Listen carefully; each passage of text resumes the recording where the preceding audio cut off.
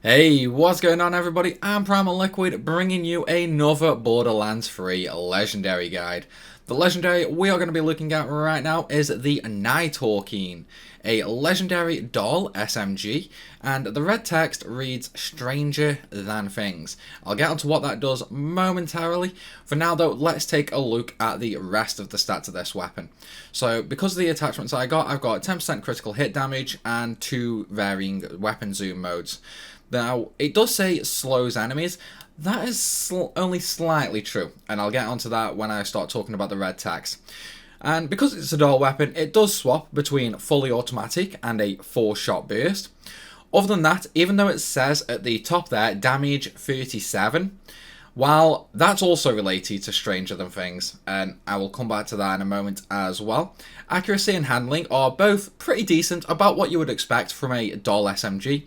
The reload time is nice and quick. The fire rate is pretty decent as well, but unfortunately this weapon is let down by its magazine size. However, if you play as someone like Mose, then that does sort of help negate the problems here. Now, let's take a look at the red text.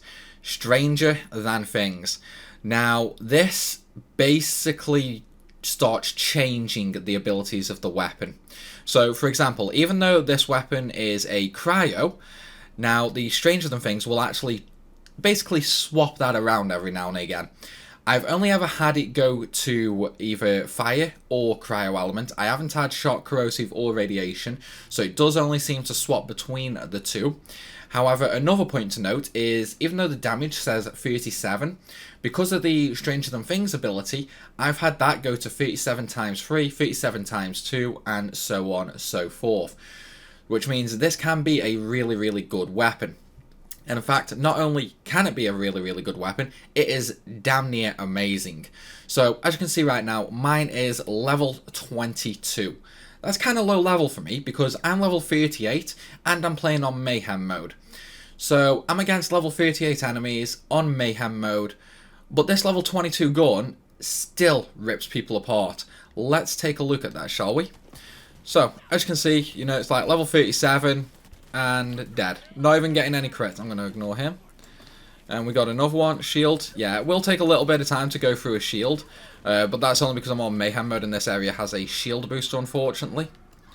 Now, come back here. So, as you can see right now, rather than doing cryo damage, it is doing fire damage. And that is because of the Stranger Than Things perk. So, how do you get this weapon? Well, first things first, you want to go to Eden 6, and the area it's in is called the Anvil.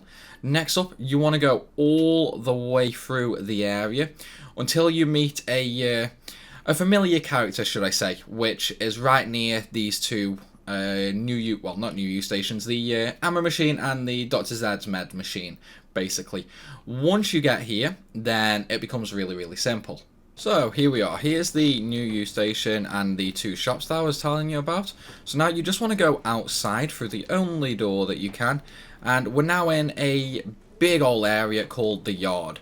You want to head left from here. And you see that little doorway over there? That's where you want to go. Now, the mob that we're going to be farming is actually one of Zero's hunt mobs. So, do keep that in mind. Oh, the door's closed for me. Let's open that up.